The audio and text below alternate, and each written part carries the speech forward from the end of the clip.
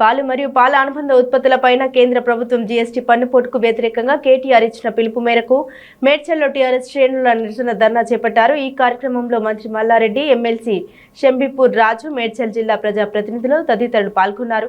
ఈ సందర్భంగా మంత్రి మాట్లాడుతూ కేంద్ర ప్రభుత్వం వెంటనే తమ నిర్ణయాన్ని మార్చుకోవాలని, లేని పక్షంలో నిరసనను ఉధృతం చేస్తామని హెచ్చరించారు.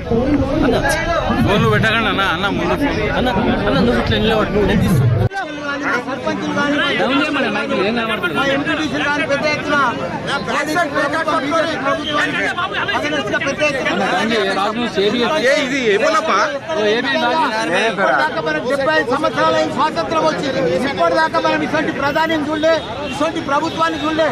ప్రతిరోజు పెట్రోల్ వేస్తుండు, డీజిల్ వేస్తుండు, ప్రతిరోజు కూడా నిత్యావసర వస్తువులు గ్యాస్ ప్రతిరోజు కూడా పాలతోని పాల మీద పన్ను, పాలతోని పెరుగు అవుతుంది, పెరుగు మీద పన్ను, పెరుగుతోని లస్సి అవుతుంది, లస్సి మీద లస్సి మీద బటర్ మిల్క్ అవుతుంది, బటర్ మిల్క్ తోని పన్ను, పాలతోటి పన్నీర్ అవుతుంది, పన్నీర్ మీద పన్ను, ప్రతి దాని మీద పన్ను, ట్యాక్స్ ట్యాక్స్ వ్యవసాయం మీద రైతులకు, ప్రతి దాని మీద వ్యవసాయ ఉత్పత్తి చేసే రైతులకు, పనిముట్ల సామాన్ల మీద అన్నింటినీ కూడా ట్యాక్స్, ప్రతి దానికి కూడా జీఎస్టీ.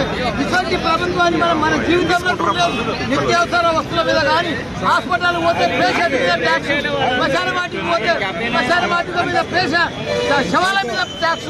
ఇటువంటి ప్రభుత్వాన్ని, దళిత ప్రభుత్వాన్ని మన జీవితంలో కూడా చూడలే, మనం చూడవం కూడా.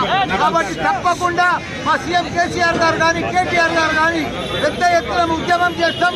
అన్ని ట్యాక్సులు తక్కువ దాకా మేము వదలం. బీజేపీ ప్రభుత్వాన్ని, మోడీ ప్రభుత్వాన్ని పాలతోనే దాకా మనం తరిమికొట్టే దాకా వదలమని కూడా మనం చేస్తున్నాం. ఎందుకంటే ఇంత దళిత ప్రభుత్వాన్ని ఎవ్వరు కూడా చూడలే. పేద ప్రజల నట్టి విరుస్తున్న ప్రభుత్వం అంతా, ఘోరమైన ప్రభుత్వం. ఇన్ని రకాల ట్యాక్స్ వేసే ప్రభుత్వం ఎప్పుడు కూడా ఉండదు. పెద్ద ఎత్తున ట్యాక్సులన్నీ కూడా తక్కువ చేసేదాకా ఈ ఉద్యమం కొనసాగుతూనే కూడా మనం చేస్తున్నాం. జై తెలంగాణ.